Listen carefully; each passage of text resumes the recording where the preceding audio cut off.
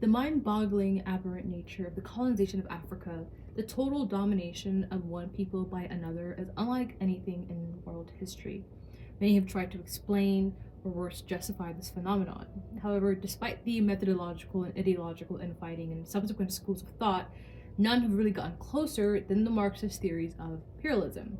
As the scholars and political economists who provided the theoretical foundations of Marxist theories of imperialism, I will be talking about Luxemburg, Hobson, Hilferding, Bukharin, and Lenin to examine the explanatory power of these various ideas, all sort of coalescing in Lenin's Imperialism, the high stage of capitalism. I will use these works to investigate the case of the German colonization of Namibia, formerly Southwest Africa, by contextualizing the political and socioeconomic happenings that led to the German colonization of Namibia and the succeeding quotidian colonial policies practiced in ruling and subduing the indigenous. I will seek to measure the extent to which Marxists, and more specifically Lenin, were accurate in explaining the aberration that is imperialist expansion.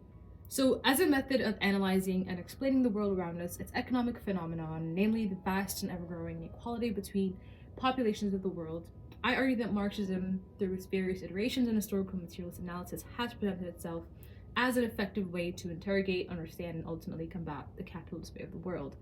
The intellectual and methodological tradition Karl Marx himself has established in theorizing about capitalism as a closed system of commodity production of goods for sale on the market, and its relationship to a subordinated hinterland or periphery, serves as the blueprint for which his successors used to extend this analysis to imperialism. Whether it be because of the necessity of expansion, which Rosa Luxemburg talks about, the underconsumption in Europe, which J.A. Hobson talks about, the emergence of finance capital, which Rudolf Hilferding talks about, and the internationalization of capital, which Nikolai Ivanovich Bukharin talks about, or the monopolistic and parasitic stage of capitalism, which Lenin talks about, these strains of analyses, in one way or another, fall under the materialist tradition established by Marx. Though Luxemburg diverges from Marx in an argument that capitalism needs non-capitalist societies to survive, she nonetheless remains the truest to Marx in her analysis and so serves as the best starting point. So perhaps no other Marxist of her time has received as much ire and neglect as Rosa Luxemburg has in the annals of history. Despite that, her seminal work, The Accumulation of Capital, and her subsequent anti-critique both established her as a leading Marxist thinker of her time, whose legacy manifests in her ability to force Marxists to look beyond the advanced sectors of capitalism. So Luxemburg argues that for capitalism to survive, it needs to be constantly surrounded by non-capitalist societies, or what she calls natural economies. These natural economies are guided by direct use rather than the commodification of goods for profit. In its inception, European capitalism sprang from feudalism. It eventually swallowed the feudal system to exist mainly in an environment of peasant and artisans, that is to say, in a system of simple commodity production, both in agriculture and trade. This motif of absorption and eventually destruction is an inherency of the capitalist system to not only expand but to survive and maintain itself. For Luxemburg, capitalism will always eventually break up these natural economies in four main ways: the gaining of land, minerals, raw materials, the freeing of the labor power through force, the introduction of a commodity economy, and lastly, the separation of trade and agriculture. So for the purposes of this video, I will be limiting the discussion to the first two elements, that is, the gaining of land, minerals, and raw materials, and the freeing of the labor power through force. So the first two elements, like I said, are inextricably linked in these natural economies. The non-capitalist economies Luxemburg describes obstruct and confront, quote, the requirements of capitalism at every turn with rigid barriers because of this linkage. This is to say that those tilling the land or sowing the linens have some control over the land, which provides the materials needed to produce goods through the rule of law and custom. In the capitalist mode of production, this rigid system is, rather euphemistically, liberated in the sense that labor is no longer conscribed to producing for direct consumption, but rather reorganized to situate it for the violent process of the continued primitive accumulation of goods. More than any other Marxist, Luxemburg spends considerable time emphasizing the indispensability of force and violence for capitalist production and expansion. She credits this phenomenon of capitalism to its impatience for the natural disintegration and transformation of a non-capitalist economy to a commodity economy for the, quote, natural increase of the working population, unquote. In essence, the exploitation of the land and the forcible servitude of the native populations go together in the primitive accumulation of capital.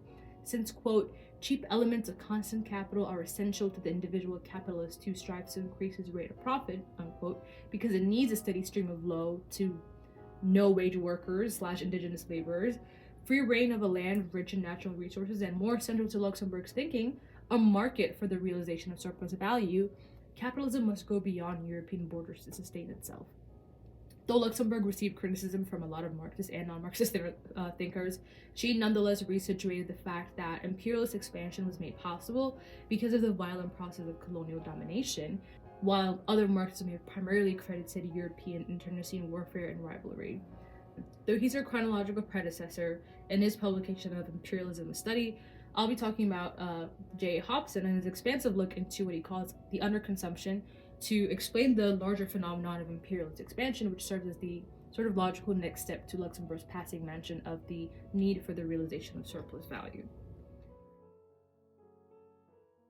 So an Englishman through and through, Hobson's place in Marxist history is sort of mired or considered altogether non-existent by his belief in the self-saving capacity of capitalism through the surplus redistribution of excess wealth, or the unrealizable surplus goods slash capital. So for our purposes, Hobson picks up where Luxemburg leaves and opens the question of these unsellable goods that capitalism is naturally constructed to produce unceasingly because of its profit, driven agenda.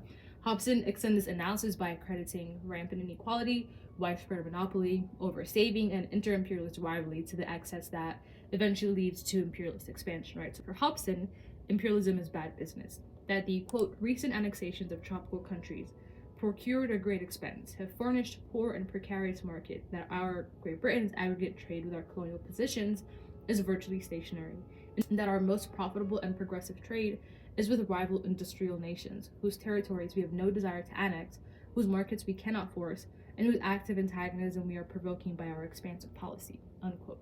So the main reason imperialist expansion is undertaken to the extent that it is because, quote, business interests of the nation as a whole are subordinated to those of certain sectional interests that usurp control of the national resources and use them for their private gain, unquote. Rather than citing Marx in an arguably Marxist take, Hobson cites Sir Thomas More to show the historical prevalence of this phenomenon. Regardless, this, argues Brewer, is what gives Hobson's analysis the, quote, explanatory power it has, but it falls short of discussing the directing role these minority financiers play in making sure their interests rise above that of the nation. But what Anthony Brewer does not raise in his theories of imperialism is that the question of how these financiers not only acquired the blessing but also the protection of the nation in capitalist expansion, while this very act is against the interests of the nation. Is the nation an unwitting accomplice in its own economic denigration, or is there something else at play? For Hobson, if this surplus value was instead redistributed, there would be no compelling reason for foreign investment. What we'll see, of course, is that capitalism would not be capitalism if this redistribution was undertaken. Every surplus value must get recirculated into the system to either produce more goods, or the realizability of these goods, and or the transformation to money capital. So what Hobson failed to sort of understand is that within capitalism, every good produced is assigned an inherent value that needs to be realized or sold through any means. So redistribution defeats this fundamental aspect of capitalism, even though Reaganomics says, trickle down is what naturally happens through it's false. So in the absence of redistribution, this sort of overseas investment is better for industrial capitalists than no investment at all. This is essentially the same rationalization that was polemicized by Paul Morand 55 years later, that of allotting any worker, quote, a productive worker is in the narrow sense that is a worker who works in the service of capital, is useful in one way or another to its increase, unquote, while ignoring, or worse, erroneously rationalizing the long-term benefit of unproductive labor, depressions, unemployment, and waste, all engendered by the capitalist order. Despite the affirmation pitfalls to Hobson's theory, his contribution stating that excess wealth and the prioritized interest of these financiers function at the expense of the nation provides an efficient continuation point to Hilferding's finance capital and its sort of driving role in imperialist expansion, especially in the 1800s, starting with Germany. So the idea of an emerging class of financiers in the modern sense directing foreign policy so that their personal coffers are overflowing with riches is discussed at length by Rudolf Hilferding in his analysis of the finance capital, the fusion of financial and industrial capital. So Hilferding proposes the inevitability of monopolization through joint stock companies and their ability to, quote, assemble capital for many small shareholders, which leads to the amalgamation of many capitalists into one. So this inevitability is characterized by businesses' desire to survive either through joining a monopoly or constructing their own as a contending power. So for Hilferding, the financiers, the banks, played a crucial role in the rise of monopolies, especially in the case of Germany, who in the late 19th century was not only home to the biggest banks in the world, but home to the biggest economy in Europe as well. So these monopolies eventually forced the banks to directly invest in industry, since the monopolies have taken over price setting and production amount. So in this way, the banks themselves become agents of industrial capitalism, and so there no longer exists this rift between industrial and financial capitalism that previously characterized the economic system in Europe. But before these various industries get involved in international expansion, though, Hilferding argues that there is a stage in which these monopolies are granted protection through tariffs. These tariffs eliminate competition from neighbors and allow for a safe home market, which inevitably serves as a sort of cushion for these industries in the event that overseas expansion proves a fluke, right? So, however, these financial capitals at a lower level of abstraction are essentially the joint stock companies that were paramount in directing the economics overseas, right? So these joint stock companies argued Hilferding and their ability to allow the movement of capital to underdeveloped, backward, or unclaimed parts of the world drove imperial expansion. Like Luxemburg, Hilferding agreed that this is a naturally violent process, and Hilferding's main thesis of the concentration of capital through finance capital was sort of taken a step further by Nikolai Bukharin and his ability to see imperialism as not only a policy of finance capital, but an ideology as well, and that imperialism is a particular stage in world economic development. The oft overlooked historical figures like Nikolai Bukharin, overtaken by the more popular likes of Vladimir Lenin, but nonetheless important, deserve as much credit for contributing to the way imperialism is thought about historically and contemporarily. Though Bukharin predates Lenin in the development of his theories, his work does not get published in English till a few years after Lenin's imperialism has made the round. So for Bukharin, the very organizational process of capitalism, he says, tends to overstep the national boundaries. That is, capitalism would not be capitalism if it was not encroaching and crossing borders. Bukharin fell in line with his predecessors, mainly, with Hilferding's analysis of the protectionist tariffs and monopoly leading to imperial expansion. However, Bukharin streamlines and expands on Hilferding's assertions, namely that tariffs not only provide a safety net at the home market, but they lead to the formation of cartels nationally. Like Hilferding, Bukharin argues that cartels function the same ways in which monopolies do, where they agree to break up the market, but the temptation to break away at the event of higher profits remains, proving it a rather flaky and uneasy equilibrium. Since these cartels and monopolies happen on the national level, it is, he says, whole countries that are absorbed by others instead of small businesses being taken over by large ones. So where Hilferding saw this process within the nation itself, Bukharin saw this replicated at a higher level internationally. And like Luxemburg, but without receiving vitriolic criticism, Bukharin saw the international division of labor and economies as a characteristic of capitalism in his time. He says the world system of production assumes in our times the following aspect. A few consolidated, organized economic bodies, the great civilized powers, on the one hand, and a periphery of undeveloped countries with a semi-agrarian or agrarian system on the other. Unquote. This consistent process of convergence and divergence that exists with firms in the capitalist system is an inherent trait that characterized the goings-on in Europe right before imperialist expansion. In observing this process, Bukharin was able to surmise that this monopolization process at first intensified competition at home before it annihilated it. He says the few remaining firms slug it out for the prize of complete monopoly.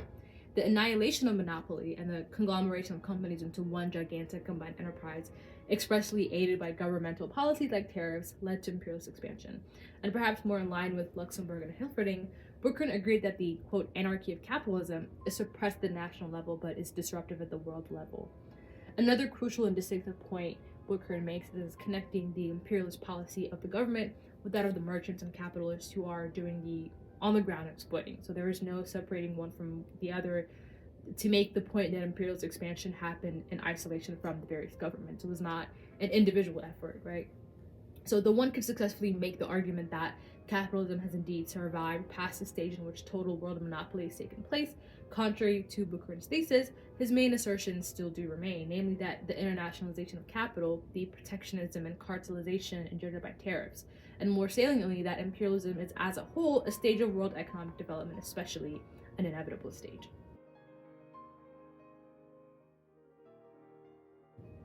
So now we get to Lenin. So what Lenin does is narrow this point and argues that imperialism is indeed a state of development, but that of capitalist development. Lenin takes much of Bukharin's and all the aforementioned Marxist works and synthesizes them in his Imperialism, the Highest Stage of Capitalism. Much like Mao's Little Red Book or Marx and Engels' Communist Manifesto, this relatively short pamphlet published in 1917 is probably one of those concise works that in one way or another like lit the world on fire, especially in Europe, right? It was a work so groundbreaking it is revisited more than a century after its publication and applied to understand the final throes of modern capitalism or late stage capitalism, as we leftists like to say. And so Lenin makes the point that imperialism is a popular outline and that he's drawing a composite picture of the world capital system and its international relationship at the beginning of the 20th century on the eve of the First World Imperialist War, meaning that imperialist war is inevitable as long as private property and the means of production exists. And private property is, of course, fundamental to capitalism. Moreover, Lenin and Bukharin make the point of the bourgeois worker, the segment of the working class that benefits from imperialism and works to maintain it by sort of keeping the masses in line. So these maybe people like trade union leaders and stuff like that. So Hilferding and Hobson, respectively, Lenin credits the rise of monopolies and underconsumption, or what Lenin refers to as the overripeness of capitalism in Europe, as causes of imperialism. In line with Luxemburg, this expansion, Lenin argues, is for capitalism to survive, that others through force have been, quote, drawn into international capitalist intercourse, unquote. However, here Lenin teeters on the likes of Hobson's analysis that imperialism is bad business since capital export leads to parasitism and decay. Though Hobson did not characterize it as such, he nevertheless lamented about how, Britain has only been suffering economically because of imperialism, that we shouldn't be expanding. So for Lenin, this massive capital export has essentially become a fetter on the forces of production at home. And this is essentially a callback to Marx's assertion that this is where a mode of production begins to fall. Yet, despite this fetter, Lenin still argued that imperialism is still a force for development, albeit uneven. For Lenin, these capital exports were a means of extracting the raw materials needed for the manufacturing into final goods in Europe. Since this process had already happened on a global scale, any more change is basically a redivision of the world, which would lead to conflict, which is basically what happened in both world wars, right? So despite the idea that capitalism led to some form of undisputed development for Lenin and Marx for that matter, Lenin still believed that capitalism's decay does not preclude its growth, right? That at a point in time, capitalism was progressive. One is inclined to assume this progress is for all, since Lenin does not explicitly mention for whom. But, Lenin and Bukharin were both similar, then different in their thesis about imperialist expansion. They both argued that capital export accelerated development in undeveloped areas, that workers and imperialist centers gained some limited advantages from the success of their nations, and that inter-imperialist rivalry made inter-imperialist war inevitable. Whilst including a descriptive of the world at the eve of the First Imperialist War and aspects of Marxist theories before him, Lenin was able to provide a succinct yet incomplete formula for imperialist expansion. So why Lenin? Why are we talking about Lenin? His ability to synthesize, apply, and make more sense of others' work while also providing some newer and refined takes makes Lenin's imperialism a good point of departure to map it on to the case of the German colonization of Namibia. This, in addition to his emphasis, not conceptualization, of the bank's role in aiding and abetting monopolization, which in the German case of mass industrialization and banks galore, make it a very appropriate metric for examination. So Lenin also credits the monopolization of important sources of raw materials for enormously increasing the power of big capital and sharpening the antagonism between cartelized and non-cartelized industry. In Germany, this process is exponentially sped up through the bank's direct involvement in industry, right? That finance capital that we talked about, making Germany the newest but nonetheless one of the harshest colonizers to date, and I believe worth the scrutiny. So, 19th century political and economic context of Germany. Let's get into it. Despite Germany's technological and civilizational parity with Western European nations, Germany was not unified until way later. There were many attempts at unification, but it was not until 1871 that the various German states, principalities, and municipalities were united under Otto von Bismarck as the first Chancellor of Germany. And this unification was naturally followed by a nationalistic and patriotic sentiment. This new sort of, national sense of self led to a voracious appetite to spread and maintain German culture, as one does. This sense of self, however, was not acquired by unification alone. Like many other Europeans at the time, The Germans felt the need to self-define by othering others. In colonial fantasies, conquest, family, and nation in pre-colonial Germany, 1770-1870, Suzanne Zantop writes, "The other is not just out there, but forms an integral part of the self in its self-perception, and that the connections between the over there and the over here, between the colony and the home, the other and the self, are of course at the heart of all colonial fantasies." Unquote.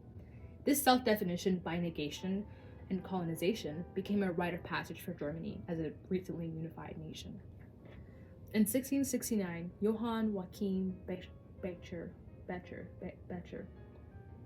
said, "Bestir yourselves then, doughty Germans, take care that henceforth there be found on the map, besides New Spain, New France, New England, also New Germany. You are no more deficient in understanding or resolved to do such things than other nations." So Germany saw itself for sharing its surplus of such youthful energy exhibited in that it cannot do other than use its strength wisely and help other tribes blossom. In addition to this white man's burden-esque rationalization, the African was seen as wild and impulsive by nature, needing a just but firm higher power to mold him into the perfect laborer. Nonetheless, Bismarck was eventually pressured by German firms because initially he personally saw no interest in involving German energy in colonization. He said, "I will have no colonies. For Germany to possess colonies would be like a poverty-stricken Polish nobleman acquiring a silken sable coat when he needed shirts." However, this soon changed, and Germany so believed in the cause of colonization that Bismarck made sure that the infamous conference of 1884 took place in Germany's capital. That the inception of the scramble for Africa took place in Berlin was surprising, since at this point, Germany did not have any semblance of an official overseas settlement, nor was Bismarck keen on imperial expansion. Yet this conference has been characterized as a retaliation to the, quote, English colonial monopoly, and that the agreements of the conference provided a juster distribution of colonial possessions. Despite its practical non-existence, part of the agreements made at the Berlin Conference was actually concerned with, quote, preserving the aboriginal races of Africa, watching over their interests, and cultivating their moral and material advancement and development, unquote. The debates surrounding German colonization in the late 19th century have been summarized as one divided between immigrationist and economic colonization. Though emigration, or the German word is Auswanderung, I don't know if I'm saying that right, and economic colonization are separated here, it is no secret that it all boils down to economic exploitation, right? But let's just humor this as a separate issue. Settler colonialism was promoted as a solution to the problem posed by the massive emigration to America and this loss of culture that Germany experienced. This settler colonialism would enable the German citizens to immigrate to colonies protected and established by the government. In this way, the German culture becomes preserved. That this includes massive displacement of anyone who might be there is conveniently ignored, and this immigration push was also partly fueled by an anxiety of a potential socialist revolution. The economic exploitation, on the other hand, was the other arm of the debate that suggested that the establishment of colonies should serve as the, quote, appendages of industrial and commercial segments of Germany. So this was a reserved outlook on colonialism in which there would be no settlement, but a presence that governed the, quote, direction of mines and plantations and trade with indigenous people. So very indirect sort of colonization that Britain really spearheaded. Though by the late 19th century, Germany was the largest economy because of the magnitude of the Industrial Revolution, its anxiety over a socialist revolution, and insistence to colonize or acquire overseas commerce was driven by the devastations caused by the Panic of 1873. The Germans believed this economic downturn to be a result of overproduction, says Hans Ulrich Wehler, and this called for an export offensive. Since Germany was late to the colonization of Africa, the German firms and businessmen were beseeching the government to step foot in Africa, establish colonies, and essentially protect the encroachment of British and French firms and merchants, those who have the direct backing of their government. So a combination of all these made the government ready and willing to acquire land for trading companies because, quote, these interests were viewed and expressed within the same general ideological framework, unquote, that of the economic theory for colonial expansion. Despite the initial hesitation by Bismarck, the mood of the country was all for colonization and imperial expansion. For example, Prince Adalbert of Prussia made the argument that, quote, for a growing people, there is no prosperity without expansion, unquote. These political and economic conditions created the perfect combination for imperial expansion to become a well-thought-out German policy. Though Germany's impact and legacy has been outshone by the traditional imperialists, its abhorrent actions in Namibia need to be re-examined and investigated to better understand colonial rule and exploitation and its surviving vestiges today. One way to examine Germany's presence in Namibia is through the colonial governor's policies of Theodor Ludwig and Lothar von Trotha. I don't know if I'm saying their names right, I'm very sorry. The first instance of a permanent German presence in Southwest Africa was marked by Adolf Luderitz. By Adolf Luderitz's purchase of land in 1883 in the modern-day seaside town of Luderitzbuch. Though this initial foreign presence was a result of an individual German merchant, Sylvester and Gewald maintained that, quote, Luderitz received all the help he required from the German government, unquote. This was followed by more purchases and eventually succeeded with the hoisting of the German flag. German governmental involvement on the ground was preceded by the Rhenish Missionary Society. Bismarck was a stout believer that the missionary and the trader must precede the soldier. The governmental involvement was a natural result of this missionary labor. And the quotidian conditions that characterized the Southwest African colony was unlike any other in that the Germans were never able to reach political and social normalcy. Part of this instability was Ludwig's assumption that the Africans did not fully understand, quote, the long-term implications of German expansion, the gradual breakup of their system, and his miscalculation that direct military confrontations could be avoided in spite of German tyranny. Ironically, the governor Ludwig himself wrote that colonization is always inhumane. It must ultimately amount to an encroachment on the rights of the original inhabitants in favor of the intruders, and that, stripped of all idealistic and humanitarian impediments, the final objective of all colonization is to make money. He said that. And so despite this recognition, it was his actions and the very nature of colonialism that shattered any potential stability. That is, stability for the Germans, since any semblance of long-term stability for Africans was dashed at the onset of European involvement. Since German involvement, quote, 3 chiefs had been executed and the position of many undermined, and the incessant German expansion only worked to increase African resistance. Despite the treaties and protections promised by the Germans in one form or another, German expansion and forced labor never ceased. Africans had no freedom of movement. All Africans over the age of 8 had to carry an identity card. Moreover, any European had the right to arrest him and to hand him over to the nearest police station. So this total usurpation of not only the land and its resources, but the theft of the freedom of movement, when considering that free movement and living off the fruit of the land is a staple to the survival of African civilizations, this becomes even more onerous. Colonial policies included a total expropriation of land, a ban on cattle raising, and the dissolution of all tribal organizations. These practices did not only interrupt the ways of life for many of the indigenous groups, but it encroached upon and disrupted the cultural practices which for others might only be associated with subsistence. Unlike its neighbors, the German government nor the settlers had any interest in assimilating the Africans to German culture or spaces. There was no sense of, quote, one common land. The Europeans lived on their farms and in their townships. They made sure that the natives were widely dispersed and that all tribal connections, both political and cultural, were destroyed, together with their symbols, the oxen, the insignia, and the chiefs, unquote. It was apartheid in all but name. Under these unlivable conditions, the Herero, a group in Namibia, saw their fit to resist by any means. The Herero launched a massive offense against the Germans in 1904. The Herero killed more than 100 German men, settlers, and soldiers, destroyed parts of the railway between Windhoek and Swankopmund, and made sure that telegraph communications were broken. The Nama people, another group in Namibia, were also eventually joined its offensive against German settlements. This revolt greatly mired Governor Ludwig and his failed policies at subduing the indigenous. His dismissal was succeeded by the brutal Lothar von Trotha. Trotha's ascendancy to governor was contextualized by the need to retaliate on what for sure seemed like an assault to German sensibilities, that an African should dare raise a hand against them. The ensuing war was also a drain on the part of the Germans, since the Herero had a knack for surviving even in extreme conditions in the desert. It was in response to all these realities that von Trotha issued his infamous order. He said, "The Herero are no longer German subjects, never mind the fact that they never were considered such. They have murdered and plundered. Inside German territory, every Herero tribesman, armed or unarmed, with or without cattle, will be shot. No women and children will be allowed in the territory. They will be driven back to their people or fired on." Unquote.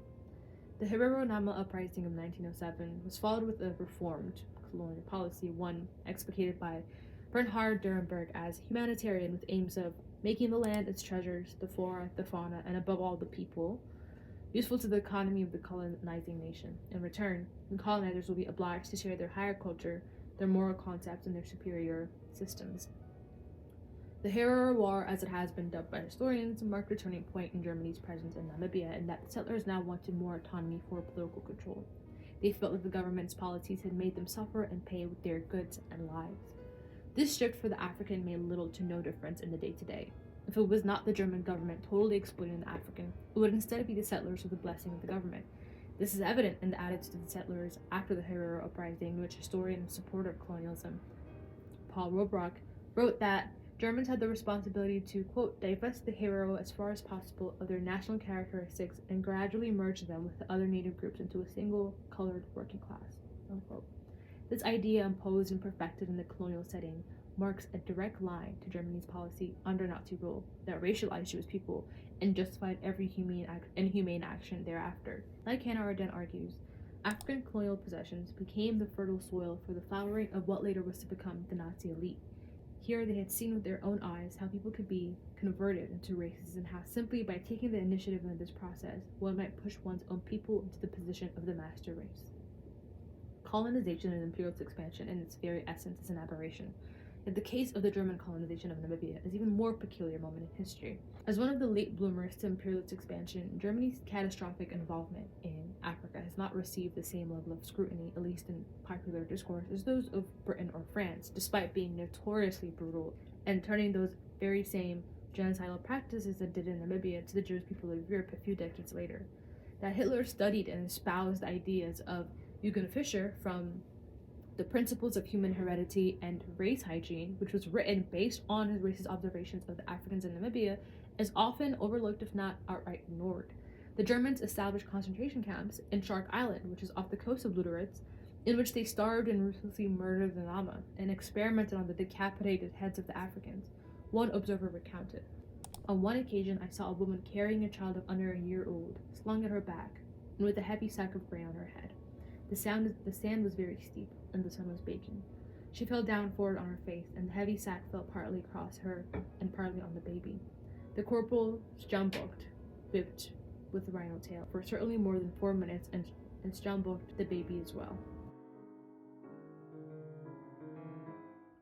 So going back to Lenin, when using Lenin's framework to examine Germany's involvement in Namibia, it becomes clear that a majority of his thesis is a forceful explanation of its phenomena. The overripeness of capitalism that Lenin mentioned in passing is a motif that one runs across when looking at the mood and outlook of Germans and their bid to colonize Africa.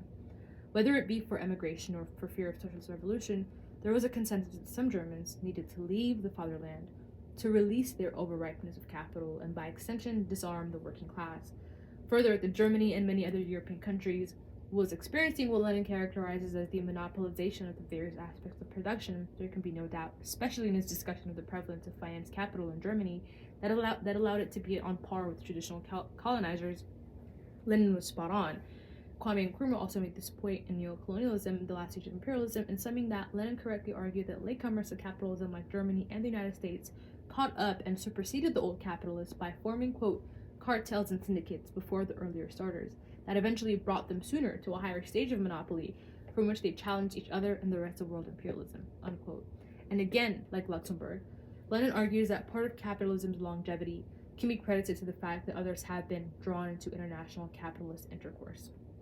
In taking Clifford's analysis a step further, Lenin argues that finance capital is able to extract the greatest profits from a subordination which involves the loss of the political independence of the subjected countries and peoples.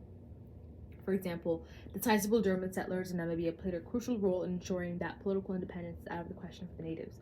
Settlers wanted autonomy from the metropole and knew that returning was not a viable option, without at least giving up the comforts of, the daily exploitation of the Africans promised. The overripe capitalist state within Germany disallowed quick social mobility. Moreover, Germany's discovery of the wealth of diamond deposits in Namibia encapsulated the capitalist system in action, the beneficence of every player in German society at the expense of the African. As Stephen Press put it, the discovery of diamonds spelled profits for consumers who coveted diamonds for jewelry, for bankers who aimed to monetize dubious deeds of ownership, for officials who tried to elevate their second-rate posting, for prospectors who hoped to strike it rich, for stock jobbers who built a speculative house of cards atop diamond fantasies, and not least for imperial Germany's political elites who dreamt of attaining the global influence enjoyed by Britain. That this discovery of diamond came about a few short years after the decimation of the African population in Namibia could not have happened at a worse moment. The males that survived the extermination were already forced to work on farms and railroads, So the Germans turned to women, children, and frail adult males. Germany was able to use free labor while selling the extracted diamonds at higher and higher prices after each step of production before the final realization, usually in the US. Stocks skyrocketed, riches grew, and the world looked on as Africans continued to die, so an engagement a world away could be attained with diamond rings. Whatever might be erroneously said about the benefits of capitalism, this is the reality too easily ignored and unconfronted to save the frail sensibilities of mindless consumers. Lenin was accurate in describing the many ways capitalism became a world phenomenon. It has been accurately argued that Lenin is wrong about imperialism being the high seat of capitalism. The discussion of imperialism in Europe was a response to contradictions being experienced primarily by Europeans in Europe itself. What Lenin does not explicitly say, or at best mentions indirectly with phrases like souvenirs of raw material, is the centrality of Africa and the realization of capitalism itself. The ever-intertwining and inseparable nature that is the world economy today came from this initial violent practice of colonialism. As Marx says in Capital and Das Kapital, Volume 1, the discovery of gold and silver in America, the extirpation, enslavement, and entombment in minds of the aboriginal population, the beginning of the conquest and looting of the East Indies, the turning of Africa into a warren for the commercial hunting of blackskins, signalized the rosy dawn of the era of capitalist production. These idyllic proceedings are the chief momenta of primitive accumulation. Though Marx recognized the centrality of Africa and other colonized places, albeit in passing, many after him failed to realize or chose to ignore the role the slave trade and later race played in the advent of capitalism and imperialism. The underlying contradiction of the world for Marxists is the economic exploitation of workers from which capitalism springs, the uplifting of the capitalists at the expense of the workers of the world. However, never in most traditional Marxist analysis will one come across a prolonged discussion about the magnitude of the role that enslaved Africans and Africa's resources played in this economic boom that Europe experienced after centuries of economic and intellectual backwardness known as the Dark Ages. That the workers of the world were in the position they were in to organize and demand more of the capitalists was partly because of their position as great slaves, who was actually enabled and cushioned by slavery. As Marx says, quote, the veiled slavery of the wage workers in Europe needed for its pedestal slavery pure and simple in the New World, unquote. Marx furthers this argument. He says direct slavery is just as much the pivot of bourgeois industry as machinery, credit, etc. Without slavery, you have no cotton. Without cotton, you have no modern industry. It is slavery that gave the colonies their value. It is the colonies that created world trade, and it is world trade that is a precondition of large-scale industry. So be it through historical oversight or whatever, that it was not till the likes of Walter Rodney, Eric Williams, and other third world scholars or something as obvious as the centrality of the slave trade as a backbone to capitalist development is brought to the forefront is a glaring gap of Marxist theory that is yet to be fully exceeded by staunch Marxist Leninists even today. The vestiges of imperial rule remained throughout Namibia, not just through German town names, but most ardently through the ownership of the commercial farmlands. In 2018, 70% of the farmland were owned by descendants of white settlers. A quick Google search reveals that these internationally renowned farmlands all come with a rosy tale of an intergenerational family business. It seems that even 33 years after its independence, people in Namibia do not have sovereignty over their own land, no claim to its resources, and hence no ability to benefit from it. In addition to the glaring economic disparities, the German language's perseverance in Namibia is also another pesky legacy of colonialism. Though English is the official language, the white population mostly still speaks German or Afrikaans. Tourists in places like Luritz will casually hear Auf Wiedersehen as a farewell. Colonial reminders like statues of colonial generals and officials are just now actually getting removed. To this day, the Namibian people are still struggling for reparations from the German government, not to be paid to the Namibian government, but to the descendants of those massacred. In 2021, the Namibian and German governments came to a joint declaration. However, the genocide was not recognized in legal terms. As a result, reparations were not acknowledged as a consequence of the admission. The monetary compensation Germany offered is $1.1 billion to be paid over 30 years. This deal, the descendants of the Herero and Nama rightly rejected. Meanwhile, in 2024, Germany will be sending $1.4 billion to survivors of the Nazi Holocaust. Not to mention, since 1951, Germany has sent a total of $90 billion to the Jewish survivors. Colonialism is irredeemable and destructive in nature, a one-armed bandit. as Walter Rodney says, that knows nothing but force, brutality, cruelty, and sadism. And this sentiment seems to only ring truer the more time passes. The German case in Namibia is only one example of a perfected brutality that begot itself across the continent of Africa in various degrees. Contrary to popular understanding, colonialism did not cease to exist simply because a new flag was hoisted. Colonialism exists in the day-to-day relations Africans have with the world powers who have established themselves as such through African exploitation. It exists in towns as far south as Pretoria and as far north as Tunis. It exists in the extreme poverty and extreme wealth we see in each African country. The better the present-day existence of colonialism is recognized, the better that we are equipped to overturn it.